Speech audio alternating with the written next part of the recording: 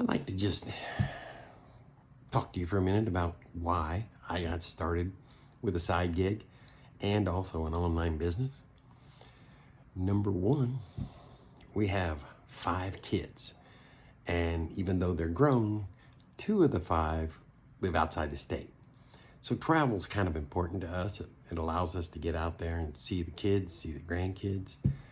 So that's a good reason why. My other why was, well, to be honest, Social Security when you're on retirement is amazing.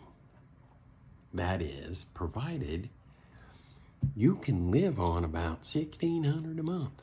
And that's the average. There's a lot of people that's below that average.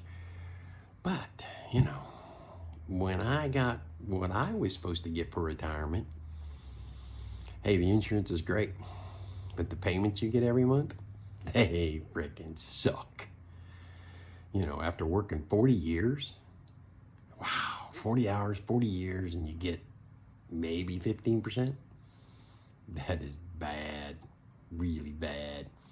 So I tell you what, hit the like, hit the follow, leave me a comment like, what's your why? You thinking about it? Or are you in it? Either one. Let me know your why.